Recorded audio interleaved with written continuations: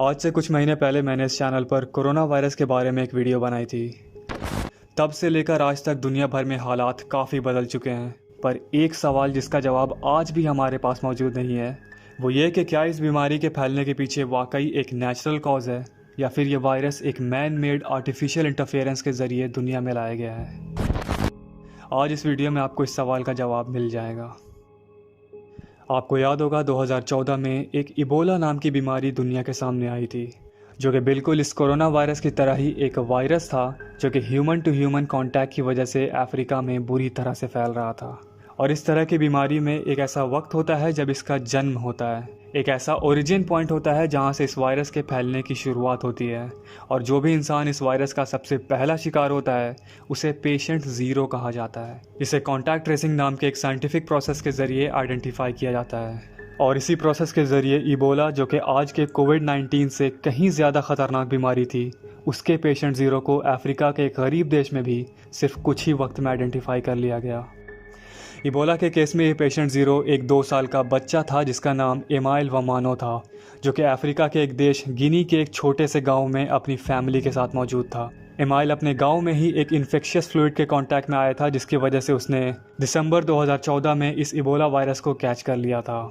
इस बीमारी से इन्फेक्ट होने के बाद एमाइल और उसकी फैमिली के 3 मेंबर्स, उसकी सिस्टर, उसकी मदर और उसकी ग्रैंड मदर, जनवरी 2015 में अपना दम तोड़ देते हैं, क्योंकि यह डिज़ीज़ एमाइल के ज़रिए उसके फैमिली तक पहुंच चुकी थी।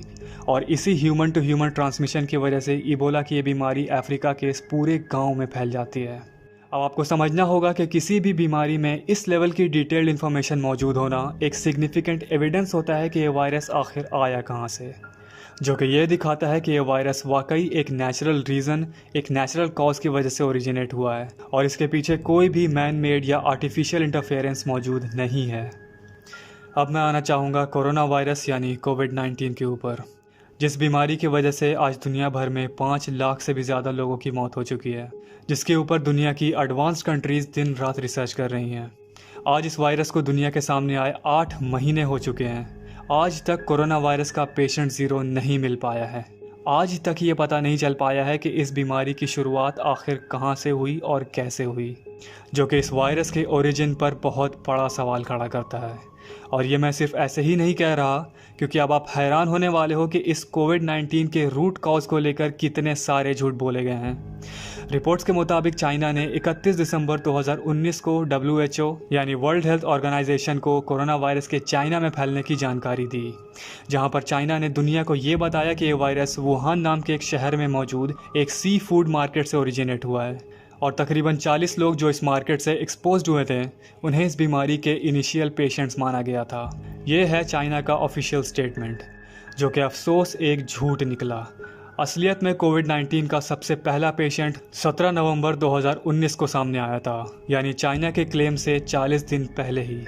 पर हैरानी की बात यह है कि कोविड-19 का सबसे पहला रिकॉर्डेड पेशेंट, जो कि एक 55 साल का शख्स था, वो वुहान शहर से कोसों दूर हुबे प्रोविंस के एक इलाके में रहता था, जिसका वुहान के सी फूड मार्केट से कोई लेना देना ही नहीं था। तो आखिर इस शख्स तक ये वायरस पहुंचा कैसे? इसका जवाब किसी के पास मौजूद नहीं। पर आपके मन में ये सवाल ज़रूर होगा कि ये शख्स जो 17 नवंबर 2019 को इस वायरस से पहली बार इन्फेक्ट हुआ था, क्या यही शख्स इस कोरोना वायरस का पेशेंट ज़ीरो है? इसका जवाब है जी नहीं, क्योंकि डॉक्टर के द्वारा इस शख्स के DNA पर जेनेटिक एनालिसिस करने पर पता चला कि इस शख्स को भी ये वायरस किसी दूसरे इंसान से मिला है ह्यूमन टू ह्यूमन कांटेक्ट के ज़रिए। और वो दूसरा इंसान कौन है, ये आज भी एक राज बना हुआ है। इस तरह की लैक ऑफ इन्फॉर्मेशन होना एक इशारा है कि आज भी बहुत कुछ है जो हमें गवर्नमेंट ने नहीं बताया है।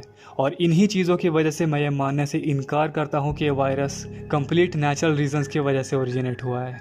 खैर, अब आगे बढ़ने से पहले अगर आपने अभी तक इस चैनल को सब्सक्राइब नहीं किया है तो आप सब्सक्राइब करना कंसिडर ज़रूर करें, because we are so close to hitting that 300,000 subscribers mark. अब इसके अलावा मैं एक दूसरा फैक्ट आपके सामने रखना चाहूँगा। आपको याद होगा अभी रिसेंटली कोरोना वायरस को लेकर की गए प्रेडिक्शंस के बारे में काफ़ी चर्चा हो रही थी, जहां पर लोग 2 ऐसी किताबों, 2 ऐसी बुक्स का नाम ले रहे थे जिसमें काफ़ी सालों पहले ही इस कोविड-19 के बारे में प्रिसाइजली बता दिया गया था। इन 2 बुक्स में से एक बुक है सिल्विया ब्राउन की 2008 में लिखी गई बुक, जिसका नाम एंड ऑफ द डेज था, जिसमें यह तक बता दिया गया था कि एग्जैक्टली 2020 में एक रिस्पिरेटरी डिजीज़ सामने आएगी जो कि ह्यूमन टू ह्यूमन ट्रांसमिशन के ज़रिए बहुत फैलेगी, जिसके चलते काफ़ी लोगों की मौत होगी। और दूसरी बुक है डीन कूंट्ज़ की 1981 में लिखी गई बुक, जिसका नाम the eyes of the darkness था, जिसमें चाइना के उसी वुहान शहर में एक वायरस के ओरिजिनेट होने की प्रेडिक्शन की गई थी। लेकिन मैं आज इस वीडियो में इन दोनों में से किसी भी बुक की बात इस वीडियो में नहीं करने वाला हूँ, क्योंकि at the end of the day ये दोनों किताबें सिर्फ एक फिक्शनल नॉवेल यानी एक कहानी ही हैं, और मेरी रिसर्च इतनी कमज़ोर नहीं है कि मैं एक वीडियो में एक कहानी को एज अ फैक्ट प्रेजेंट करूँ। क्योंकि अब मैं आपको खुद चाइना के मिलिट्री में मौजूद एक आर्मी ऑफिसर के स्टेटमेंट्स दिखाने वाला हूँ, जिसमें उन्होंने खुद ये बताया है कि एक ना एक दिन चाइना ये कदम ज़रूर उठाएगा।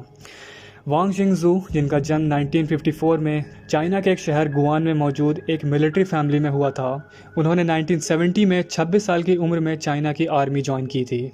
वांग जिंगजू एक काबिल इंसान थे जिन्होंने आगे चलकर आर्मी में section deputy head, regiment political commissioner जैसी पोजीशंस हासिल करने के बाद सीनियर कॉलोनल की रैंक हासिल करी, और ये वही ऑफिसर हैं जिन्होंने साल 1999 में एक मिलिट्री डॉक्यूमेंट लिखा था, जिसे बाद में इंग्लिश लैंग्वेज में ट्रांसलेट करके अनरिस्ट्रिक्टेड वॉरफेयर का नाम दिया गया है।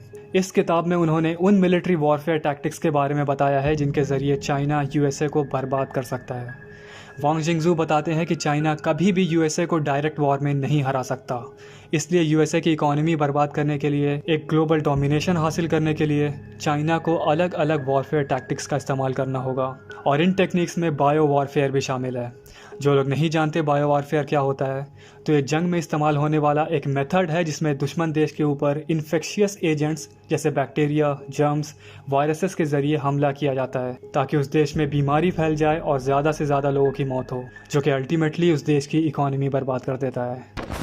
अब आप इस किताब अनरिस्ट्रिक्टेड वॉरफेयर को आज की सिचुएशन से कंपेयर करके देखो कि किन किन देशों को आज सबसे ज़्यादा नुकसान पहुंचा है, तो आप देखोगे कि आज इस चाइना से ओरिजिनेटेड कोरोना वायरस से 3 देशों को सबसे ज़्यादा नुकसान पहुंचा है, यूएसए, ब्राज़ील और इंडिया।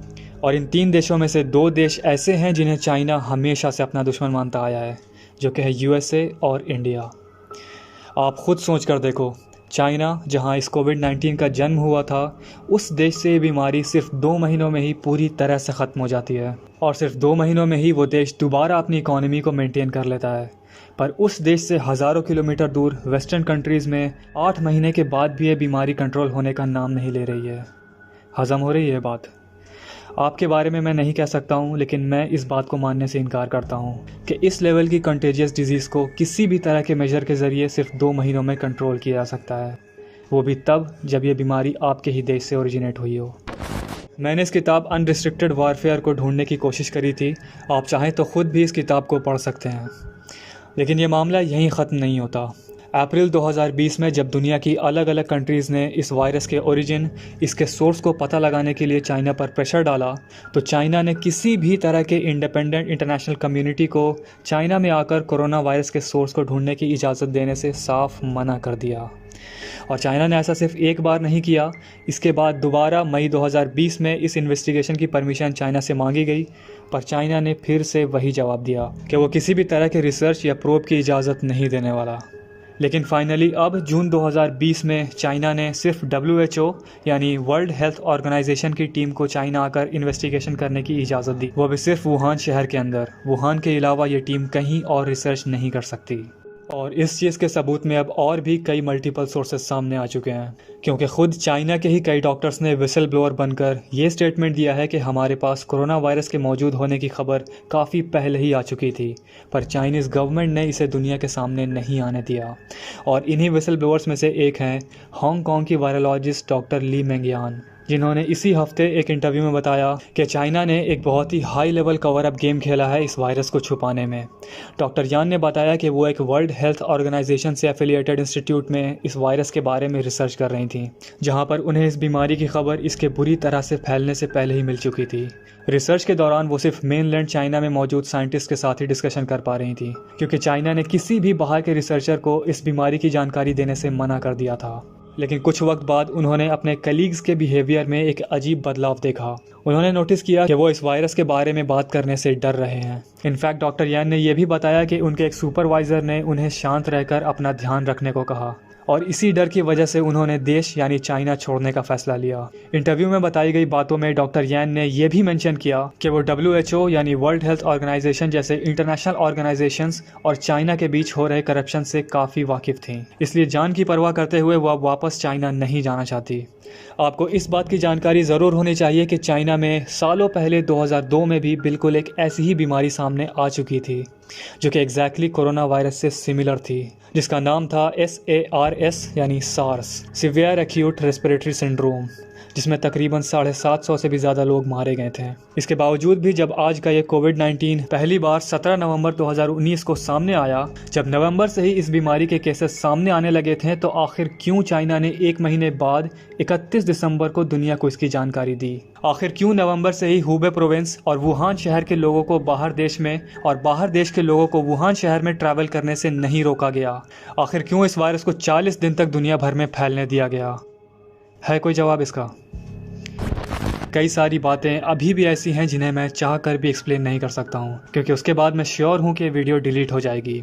मैं जानता हूं आप लोग काफ़ी वक्त से मुझे इस चीज़ को एक्सप्लेन करने के लिए कह रहे थे, पर मैं वेट कर रहा था कि इस बीमारी के सोर्स के बारे में कुछ डिटेल तो निकल कर आएगी ही। जब 8 महीने से भी ज़्यादा गुजर गए, उसके बाद भी कुछ सामने नहीं आया, तो मैं समझ गया कि अब सारी इन्फॉर्मेशन ठिकाने लगा दी गई हैं। मैं एक्चुअली हैरान हूँ कि इन सभी चीज़ों के सामने होने के बाद भी कुछ लोग कितनी आसानी से यूट्यूब पर कह रहे हैं कि इस वायरस के फैलने के पीछे कोई भी मैन मेड या ह्यूमन इंटरफेरेंस नहीं है, ये टोटली नेचुरल है। खैर, अगर आपको ये वीडियो पसंद आई हो तो इस वीडियो के लिए और मेरे लिए ये 3 काम ज़रूर करते जाएं। पहला लाइक, दूसरा कमेंट और तीसरा शेयर। तब तक के लिए आप अपना ख्याल रखिए, जितना ज़्यादा हो सके इस बीमारी से बचने की कोशिश करें। और लास्ट में एक चीज़ मैं मेंशन करना चाहूँगा जो कि एक्चुअली बहुत ज़्यादा ज़रूरी है, वो ये कि इस वक्त जब हम सब सिर्फ इस बीमारी से गुजर रहे हैं, वहाँ आसाम के लोग इस बीमारी के साथ साथ एक बहुत ही बुरे फ्लड यानी बाढ़ से जूझ रहे हैं। इसलिए मैं आप सबसे रिक्वेस्ट करना चाहूँगा कि आप में से जो लोग भी कैपेबल हैं, दूसरों की मदद करने लायक हैं, मैं नीचे डिस्क्रिप्शन में कुछ आसाम चैरिटी के लिए डोनेशंस की लिंक दे रहा हूँ। अगर आप चाहें तो उन लिंक्स के ज़रिए आसाम की मदद कर सकते हैं।